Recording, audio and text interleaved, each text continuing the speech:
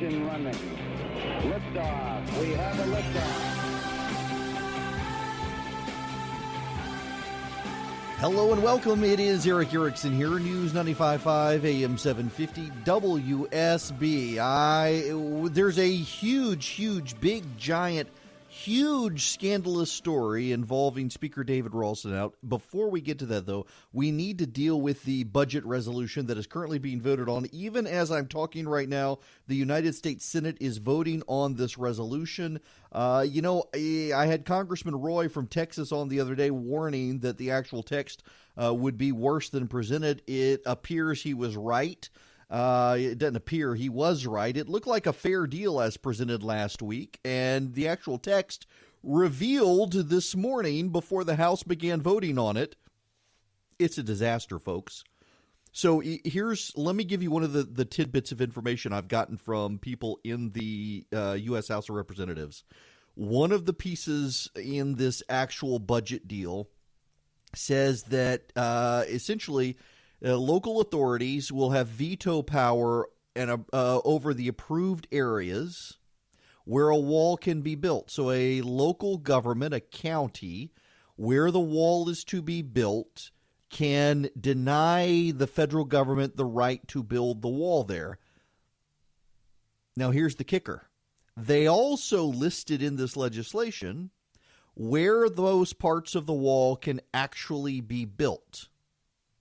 You will not be surprised to learn that the areas where Congress says the wall can be built are districts that went 80% for Hillary Clinton against Donald Trump. In other words, they're going to build the wall through areas held by local governments that are Democrat, and they're going to give local authorities, local governments, the ability to approve or deny the construction of the wall in those areas. That's not a good deal. That is not a good deal. Also, they're giving wide latitude to amnesty provisions that are in there so that ICE cannot detain or remove anyone who has any kind of relationship with an unaccompanied minor. 80% of unaccompanied minors have sponsors in the United States who are here illegally.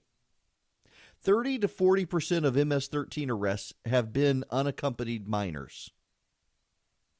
I didn't know that fact. I got that from the House of Representatives today. And now we will not be able to remove them from the country under this deal. That's not good. The president says nonetheless he's going to sign it. However, Vice President Pence says the president is very unhappy about it. In fact, the vice president came out earlier today talking about this. Mitch McConnell also coming out talking about it and the lay of the land for the president. Just listen to how the vice president characterizes this situation. The president and I have spoken several times during the course of the trip. I know the president is still evaluating the bill that the conference committee has produced. I think he's been very clear that he's not happy with it.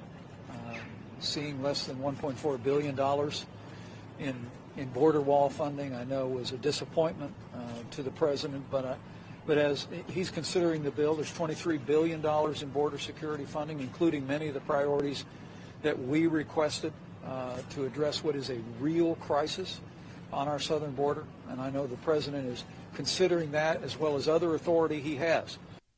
And here's Mitch McConnell on the floor of the Senate. I would say to all my colleagues, has indicated he's prepared to sign the bill. He will also be issuing a national emergency declaration at the same time. And I've indicated to him that I'm going to support the national emergency declaration. So for all of my colleagues, the president will sign the bill. Yeah, he will sign the bill. This is a problem. An emergency declaration is a dangerous, dangerous precedent.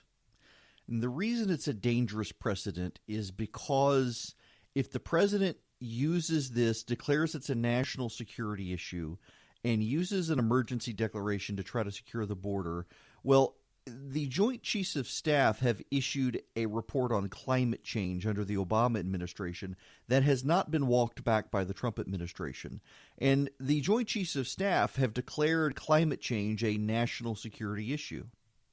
The authority that President Trump is conjuring from the bowels of the Constitution to do a national emergency will be used by a future Democrat. And I know there are some of you, because I've heard from some of you saying, oh, well, they're going to do it anyway, except Barack Obama never did.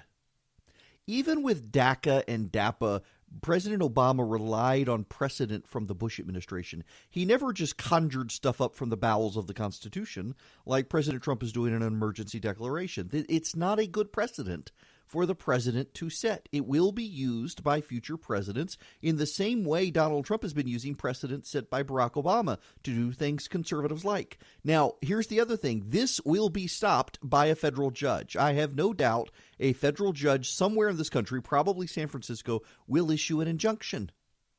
You can't be so sure that a future judge will do the same when a Democrat does it. In fact, if anything, they'll probably rush into court in San Francisco and get a federal judge to say, oh, no, this looks good to me.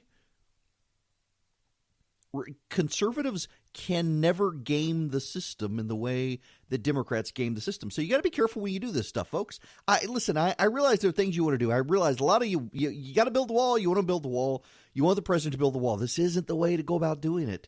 In fact, frankly, there's been a lot of squandered capital among Republicans, including the president, over the last 6 months in this. It's like, it's like the Republicans are so busy doing tactics, they haven't mapped out a strategy. The Democrats have a strategy, and they deploy tactics in pursuit of that strategy. The Republicans are just waking up doing very short-term things, carrying out short-term goals, doing small tactics to try to move forward without any comprehensive strategy of where they're going. It's very frustrating to see as someone who's done politics in the past. They need a better strategy. They don't seem to have one, and frankly, they seem not to have had a strategy contemplating the Democrats taking back Congress. But okay, now we've got to talk about David Ralston.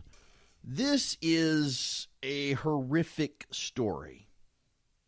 And one of the key and interesting parts of this story is that Republicans in our state legislature here in Georgia are deeply, deeply fearful of suburban women.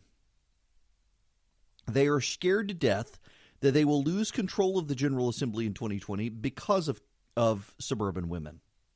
So let me read you the beginning of this story. This story, Johnny Edwards at the AJC. David Schell has a long record of beating up women. He once beat his ex-wife so badly she blacked out, her left eye nearly swollen shut. Then he locked her in their home so she couldn't reach a hospital, she said. Another time, he threw a girlfriend to the ground and slapped and choked her, court records show. So when another bruised and bloodied girlfriend told police he had flown into a rage and headbutted her and bit her finger at a camper park in Ellijay, Schell faced serious consequences. A grand jury charged him as a repeat offender, which could mean up to 20 years in prison for aggravated assault. Yet more than 4 years after his indictment, Schell remains a free man. The charges against him stymied. A big reason? He paid a large retainer fee to hire an attorney who is also one of Georgia's most powerful lawmakers, State Speaker of the House, David Ralston. Just as Ralston has done for other clients charged with violent or heinous crimes, he used his elected position to delay hearings and court dates, preventing the case from moving forward in the Gilmer County justice system. Quote, direct quote, "That's why I gave him $20,000, Schell told the Atlanta Journal-Constitution. Quote, he's worth every penny of it. This is a joint investigation by WSB-TV and the AJC. Here's what they found. Ralston has been using his power as Speaker of the House to get repeated continuances in cases involving some pretty heinous crimes. He's tied up cases for clients charged with child molestation, child cruelty, assault, terroristic threats, drunk driving, and other crimes. David Ralston is helping keep accused child molesters from going to jail by virtue of just not letting the case go to trial. He writes letters that stave off the cases in bulk, keeps his clients free on bond, while the chances of escaping harsh punishment get better and better with every passing year. Why? Because the victims begin to forget over time. They block it out. Their memories go bad. And so Ralston lets the clock run. See, there's a state law that goes back to 1905. Judges and prosecutors have to defer to the legislative schedule of any practicing attorney who serves in the General Assembly. So if you're in the 40-day legislative session, you can get a continuance. But Ralston, as Speaker, claims that he's basically is part of the legislature all the time, so he can get a continuance whenever he wants. Y'all, the Republicans in the state legislature are scared of the blowback from suburban women. And they are propping up as Speaker of the House a man who is helping keep accused child molesters and wife beaters from going to jail. He's using his power to prevent them from ever going to trial until the memories of the victims fade enough that they can get a reduced sentence or be found not guilty. This is horrific. And this does not matter whether you are Republican or Democrat. It does not matter whether you are a liberal or a conservative. This is an issue of right from wrong, not right from left. This is the Speaker of the House in Georgia using his power as Speaker to keep bad people on the street. This is horrific. And what are the conservatives in the state legislature doing? They're apparently not doing anything. There is no pressure being brought to bear on the Speaker of the House. I think he needs some pressure brought to bear. If you agree with me, I hope you'll text the word speaker to 345-345. I can get you in touch with your state representatives so that you can get them on record as to where they stand on this issue. Text the word speaker to 345-345. I think that you have a right to know from your state representative if they support the Speaker of the House using his authority to keep accused child molesters from ever having to face justice. I think it's a relevant question.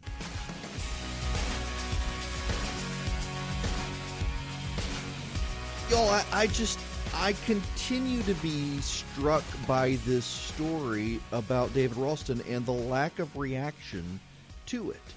And I understand the need to allow lawyers to serve in the state legislature and to balance that service to their service as lawyers. And so it's a longstanding precedent in this state that if the legislature's in session, lawyers don't have to go to court. And I think that's perfectly fine.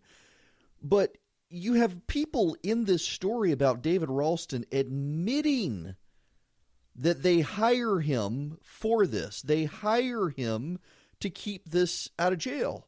And what's so amazing here is that the AJC and WSP-TV went multiple times to try to find judges and court clerks who would go on the record and couldn't. They're too scared of David Ralston to speak up about it. Behind the scenes, they too think it's an abuse of power, but they can't do anything about it. Let me read you just one more paragraph here. In case after case reviewed by the newspaper and Channel 2, Ralston utilized the provision of getting out of court because he's the speaker repeatedly. One man's DUI case has been pending for more than a decade, delayed at least 17 times by Ralston. A man charged with enticing a child for indecent purposes has been awaiting trial since 2009, with Ralston filing for 14 delays. It's been more than 5 years since a 14-year-old girl told police that a traveling evangelist who preached at her church and stayed over in her Hiawassee home raped and molested her. Ralston has put off that case in Towns County Superior Court for at least 8 times. And now the victim is going to therapy every week, trying to heal. And she's got to hang on to her memories. She can't let her memories go because she'll have to testify in court against the child molester. And David Ralston is dragging this out. And the Republicans are doing nothing about it. This is horrific. This is unjust.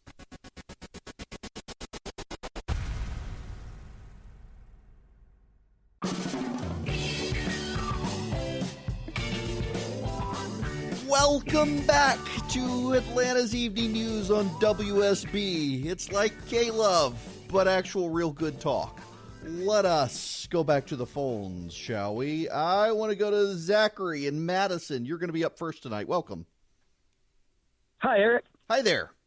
How are you? Good. How are you? Very good, thank you. I am a longtime listener. I love your show. First-time caller. Well, thank you for calling in. So I haven't heard very much about this in the news, and well, you're my most trusted source, so I want to run it by you. I heard some whispers about Ted Cruz has a plan to seize or to take money that's been seized from El Chapo to help build the wall. Is this something that could actually happen, and what are your thoughts on this? Well, so apparently El Chapo has like $15 billion. Yeah, who knew? I mean, maybe we should all be drug lords. No kidding. So yes, Ted Cruz has introduced legislation in the Senate that would take the money seized from El Chapo and use it to build the wall. And essentially, the argument from Ted Cruz is that most of the drugs that have come across the border from Mexico have come from El Chapo's cartel over the years, and we can use his money to secure the border. I don't know that it's going to go anywhere because Democrats at this point have gotten very religious about the idea of the wall. They have imputed morality and immorality to the issue of the wall. And because they have made not building the wall a moral cause, I don't know that that resolution can pass. It makes sense. Listen, up until Donald Trump, Democrats supported building the wall. But with Donald Trump, suddenly it's become an issue of morality for the Democrats. All these things take on religious characteristics like the Green New Deal, and they become zealots over it. And they don't want to build the wall, which is unfortunate. So I don't know that it'll pass, but Cruz is going to push for it. Maybe he can get through the Senate. I don't know that he can get through the House. Y'all, I want to read you a little more of this AJC story about David Ralston. And listen, I don't like David Ralston. Years ago, I was telling this story to a friend of mine. Years ago, David Ralston invited me out to lunch with a mutual friend. We had a great conversation and seemed to get along just fine. And at one point, I said something critical about David Ralston, and suddenly, I mean, it was like a Jekyll and Hyde scenario. He and his staff just they couldn't abide any criticism at all. And at that point, listen, there are lots of people who they don't like criticism, and there are a lot of people in the state legislature who come to me regularly and say things like, "Why don't you talk to us behind the scenes?" In fact, I got this on the Equal Rights Amendment. Members of the states say, "Why don't you just call us behind the scenes and tell us what you think instead of blowing us up on the radio?" And that's a valid criticism, and I get that, but that's not my job. My job is to tell you guys what's happening to the state legislature, not to tell the state legislature their job. They should know these things, and if they don't, well, my job is to tell you the dumb things they're doing or tell you the good things they're doing. And the fact that you have this Jekyll and Hyde personality of you can get access and all these other grand and glorious things, but the moment you offer criticism, you can't. I mean, contrast that with Brian Kemp, who I've been critical of the governor on the radio during the campaign, and I never was treated like I should be punished for being critical. They would reach out, try to find common ground, or at least to explain their side. But I've otherwise had a very good working relationship with the governor, and we don't always agree on things. And I'm willing to say on the radio, I disagree with the governor. But they're not thin-skinned or petty, the governor's office. They're still good people. And I've come to the conclusion over the years that someone that vindictive, petty, and thin-skinned as David Ralston isn't actually a good person. And the story from the AJC is just indicative of him not being a good person. He's using his power as Speaker of the House to deny justice from from justice happening. It is not a lawyer's role to keep justice from happening. It is a lawyer's role to ensure that justice happens fairly. And he's abusing the process as Speaker to deny the ability for things to go to trial. In fact, as House Speaker, Ralston, who practices law in rural mountainous counties in North Georgia, can claim conflicts year-round as Speaker of the House. In 21 cases examined in 4 North Georgia counties over a 2-year period, he filed 57 requests for continuances because he was Speaker. Of the 93 days he claimed to be unavailable for court, 76 of them were outside of legislative sessions and special sessions. That's just some of the stories here of victims are horrific. I want you to focus on one of them as a parent, many of you, you're in your car right now. I'll be delicate because you probably have your kids with you. And as a parent, I want you to think about this. If you're a parent right now, and I'm a parent, and I have a 13-year-old daughter, I want you just to dwell on this for a moment. If you're a Republican in the state house, I want you to dwell on this for a moment. It's been more than 5 years since a 14-year-old girl told police that a traveling evangelist who preached at her church and stayed at her home raped and molested her. Ralston has been able to put the case off at least 8 times, citing his duties as speaker. Now the victim's a young adult, and she goes to therapy every week trying to heal, but she can't let it go because she must preserve every memory of that night in case she's ever cross-examined. Can you imagine your child having to hold on to the memories of being raped and molested? Of never being allowed to let those memories go, because if you do, the bad guy's going to get off and still be out there. All you want is justice. All you want is your day in court. And David Ralston is using his position to make sure that never happens. You as a parent, forget right from left, Republican from Democrat, you as a parent, how can you think it is a good thing for the Speaker of the House of Representatives to use his position to ensure that a child molester never has to have his day in court? How can Republicans in the state of Georgia let this go? How can Republicans in the state of Georgia, who just lost the suburbs and are operating, who won't even pass religious freedom legislation because they're scared that people in the suburbs won't like it, how will they like it to know that their child could be the one who can't ever let go of being abused because the Speaker of the House is using his power to make sure the bad guy never has his day in court? How are the suburbs going to like that? How are you going to like that? How would you like it if it was your child? How would you in the state legislature want to be confronted? In fact, I got to urge you people, all of you, if you see your state representative, I don't care, Democrat or Republican, this weekend, I think you should ask them, what do they think about the Speaker of the House using his power to let a child molester be able to never have a day in court to face justice?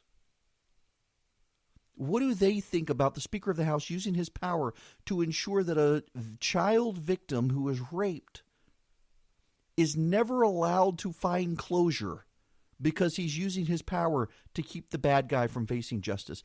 I think you need to ask your state representative that this weekend if you see him. I think you should ask him tomorrow. I think you should ask him every single day until David Ralston's held accountable for this. It's not a matter of right and wrong or a matter of right and left. It's not a matter of Republican and Democrat. This is a matter of doing the right thing. This is a matter of justice. This is a matter of letting a victim of rape finally have closure and letting a bad guy face justice. And our Speaker in our state is preventing that from happening merely by virtue of being able to write a letter saying, I'm the Speaker, he's my client, we don't have to go to court. I'm going to make it easy for you guys to reach out to your state representative because I think you need to know if your state representative thinks this is a good thing.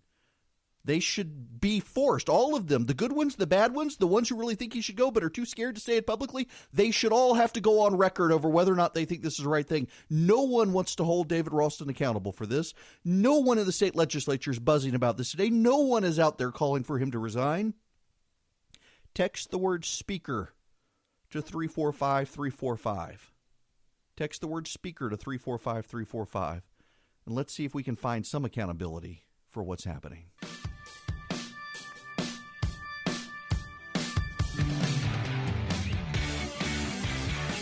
So During commercial break, I got it's a fascinating insight into the state legislature. A state representative actually texted me, Democrat state representative, as a matter of fact, and said to try to understand this Ralston situation from their perspective, Democrats and moderate Republicans are afraid that if Ralston leaves, a more conservative speaker will be put in position. The conservatives have no clout to oust him, so it's on the moderate Republicans, and they're scared of losing the suburbs and think they can withstand the storm about Ralston because he's a lawyer doing his job. The governor is too new to weigh in, and the lieutenant governor is focused on the Senate. So there you have it. Democrats are afraid that the next speaker would be more conservative. Moderates think they can weather the storm, and conservatives have no clout, so the speaker can stay. There's got to be some way to disrupt the system. This is unacceptable. This is absolutely unacceptable. But we'll move on. When we come back, the Andrew McCabe situation, what he told CBS and why it's probably not true.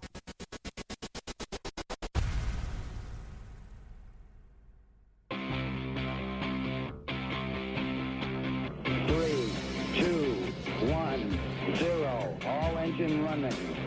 Liftoff. We have a liftoff. It's the second hour. Atlanta's Evening News. I'm Eric Erickson. The phone number is 404-872-0750 1-800-WSB Talk. And if you want to get your state representative on record as to whether or not they think the Speaker of the House needs to either let these trials go forward or he needs to step down as speaker, text the word speaker to 345-345, and I'll send you all out a link where you can click it, put in your phone number, click it, and connect you directly to your state representative to get them on record, because these guys are feeling no pressure at all to do anything about the speaker. We need to move on, though, to Andrew McCabe. Andrew McCabe, he's no brighter than James Comey, it appears. The whole thing is a little bit ridiculous, and I want to play you some of the audio. It's making news, lots of buzz, and, just check this out. The most illuminating and surprising thing in the interview to me were these 8 days in May when all of these things were happening behind the scenes that the American people really didn't know about. There were meetings at the Justice Department in which it was discussed whether the vice president and a majority of the cabinet could be brought together to remove the president of the United States under the 25th Amendment.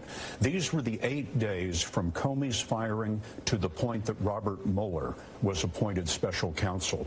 And the highest levels of American law enforcement were trying to figure out what to do with the president. That's Scott Pelley regarding Andrew McCabe's book. I don't actually believe it. Well, let me tell you what I do believe. What I do believe is that Andrew McCabe and some junior level members of the Justice Department at the staff level, the non-appointed level, probably got together to complain and gripe about the president. It is pretty clear that Andrew McCabe is a Democrat. In fact, we know his wife ran for the state legislature in Virginia as a Democrat. It's pretty clear that Andrew McCabe himself is a Democrat. He can say that he's given money to Republicans or whatnot, but pretty clear. If not a Democrat, definitely no fan of the president's and wasn't during the campaign. And that, I think, shows you just how poisonous the atmosphere became for the president. With at the top levels of the FBI, you had all these people who were totally down with the cause for Barack Obama. And they see this guy coming in, Donald Trump, this great disruptor, and they believe the absolute worst about him. They saw the people around him. They knew that Paul Manafort had issues. So they began making presumptions about the president that put the president in the worst possible light in their mind, and then proceeded accordingly in the same way that Donald Trump's team believed the absolute worst about Hillary Clinton and proceeded accordingly. It doesn't make him look good. So I have no doubt at all that Andrew McCabe and people within the Justice Department got together and started talking about this. Oh, do you think we can get the cabinet together? Oh, everybody's buzzing about the 25th Amendment. Remember, there were lots of editorial writers at the Washington Post, the New York Times, et cetera, all about the 25th Amendment. They were all focused on the 25th Amendment. They were all conspiring with each other and plotting in the editorial pages of how can we get the cabinet to do this? Oh, can we get enough votes? And I actually don't think that it was anything serious. I don't think it was at the level of anyone being able to do anything. It was all idle gossip.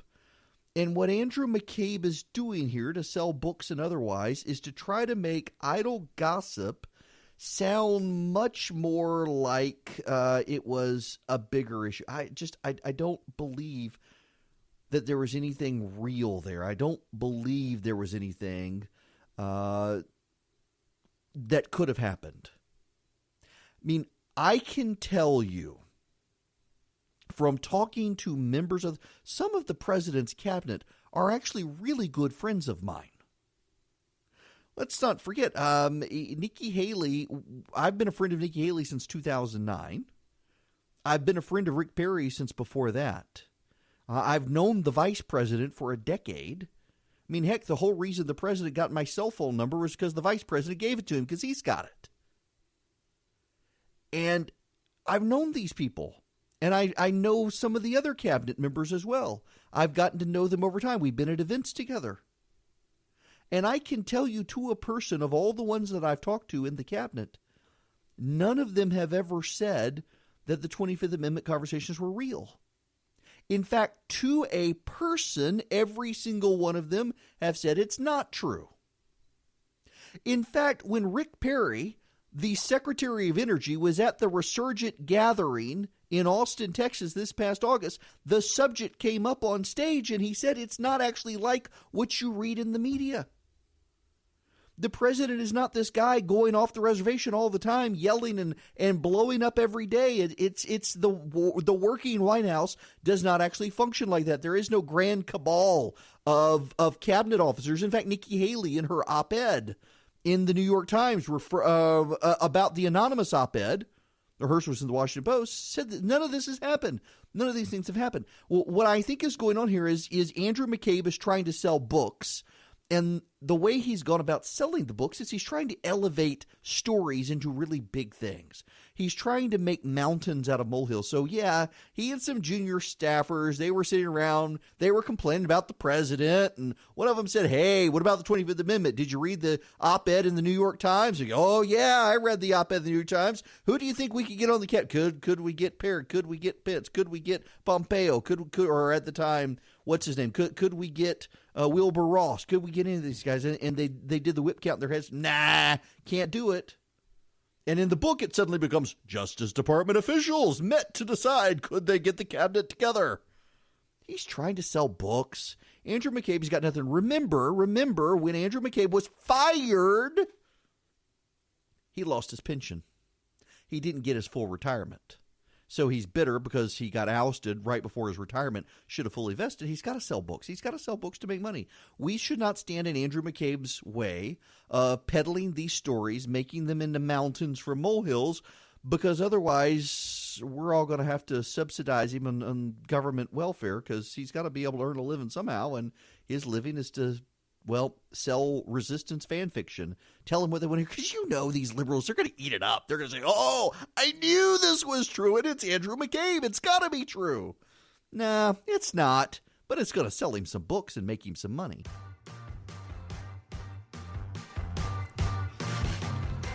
The phone number here is 404-872-0750, 1-800-WSB Talk. This Green New Deal comes at the time that Texas crude production is at a record high. I remember when I was in school, and in fact, up until really in the last, couple of years, some schools probably still buy into this, that it was that crude production was always going to be on the decline. Population was going to explode, and crude oil production was going to be on the decline. This is one of the reasons why I have a hard time buying all the hysteria over climate change, even if I think the climate is changing, is how wrong these people have been regularly on this stuff. The population explosion, turns out globally population is on decline. The decline in crude oil, and yet we're pumping out more crude oil than ever before. They just can't seem to get it right. And it's always amazing how their solutions are always the same, no matter how badly wrong they get it. When we come back, Amazon's moving from New York.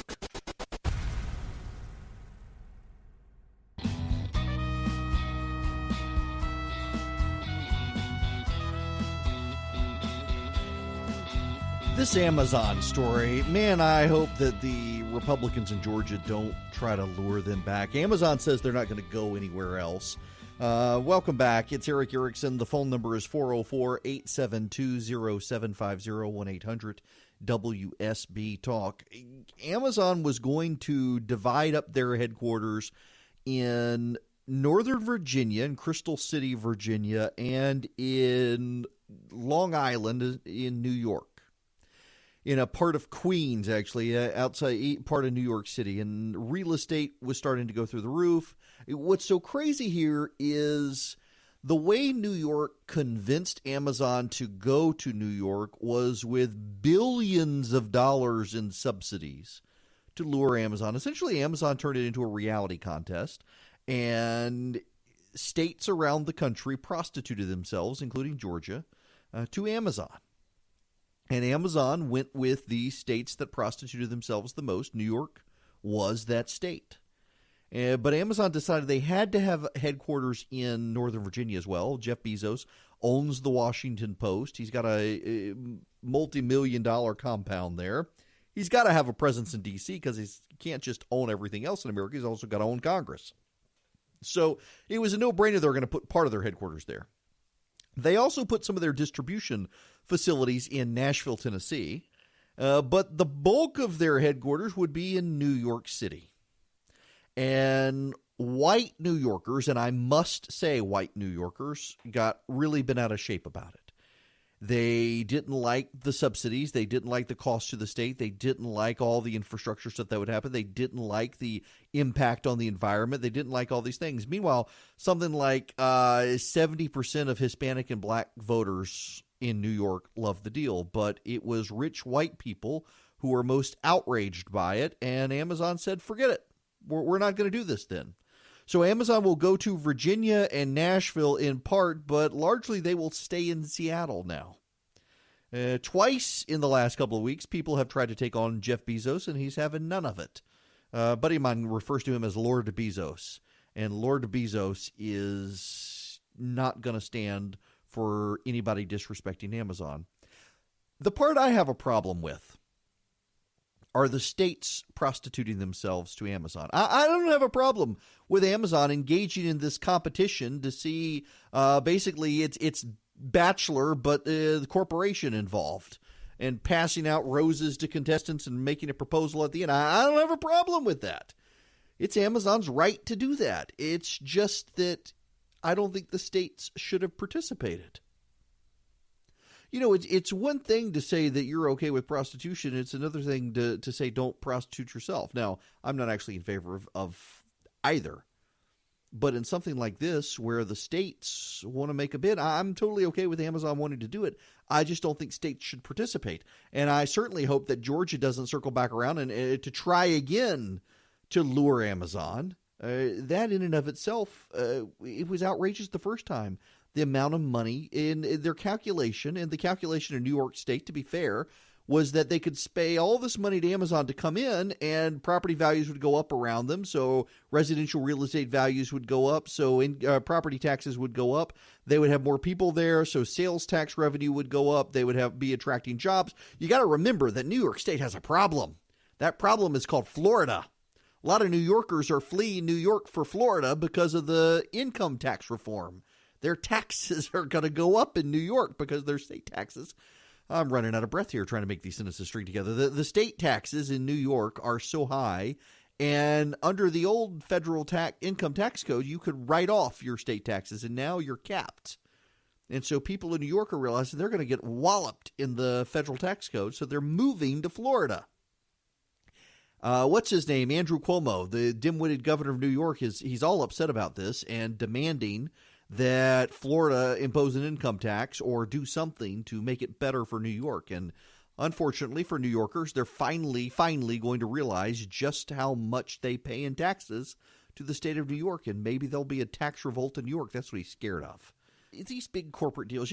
So I was on a city council down in Macon for a number of years, as you probably know. And what you probably don't know is that I was also a lawyer for a number of years and did a lot of these tax abatement deals in Georgia to bring in big corporations. Essentially, you structure a deal that gets them out of having to pay property taxes on their massive plot of land. The way you could structure it as a bond deal in Georgia, it's changed somewhat since I was doing it, but basically there are all sorts of ways that you can lure businesses into your state. Some of them, you have an economic authority that puts up money, and essentially you're paying the businesses to come. This is one of the things I really found commendable about Brian Kemp and the way he was running for governor, was the recognition that the state of Georgia sometimes pours so many resources into trying to bring big companies into Georgia that they ignore the existing businesses in the state. And so sometimes, we've had the situation in the past, it's a Republican and a Democratic issue, where you bring a giant business into the state of Georgia that has competitors that just aren't as big, and suddenly you're putting the pre-existing businesses in Georgia at a competitive disadvantage. I don't like that idea. And it's nice that we have a governor who recognizes that can be a problem. And I'm just hoping that the Chamber of Commerce and whatnot don't circle back and try to lure Amazon to come to Georgia, because I just think it would be terrible.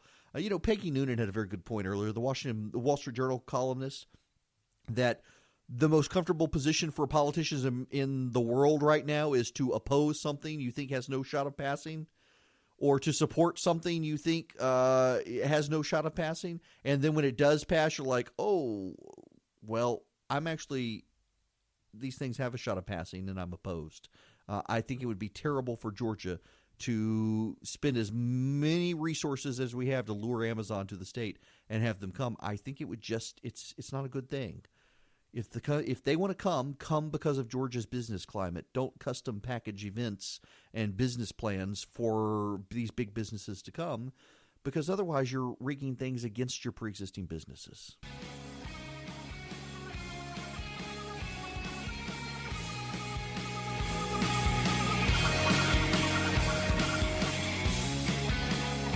Y'all, my friend Jesse Kelly over in Houston, some of you, if you follow him on Twitter, Jesse Kelly DC, so for Valentine's Day, his wife came home from work and there was a trail of rose petals that Jesse had poured down, leading his wife to the stove.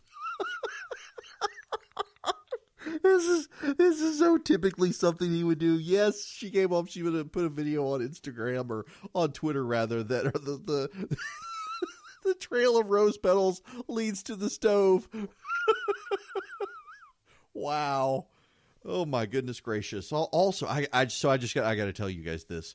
So I sent out that roast chicken recipe I was telling you guys about, and I sent it out earlier today, and I sent it out from my personal email address with the Resurgent, not from a fake one where if you reply it doesn't come to me. It actually does. Well, I sent it out this afternoon, and so you get all the auto responses. Well, there was one I had to resend it this afternoon, or just like 10 minutes ago, because there was an error, and got an email back from someone that says this person no longer works at this company. I guess they were fired in the last hour, because earlier today I didn't get that message. My goodness gracious. Sorry for them. Eesh.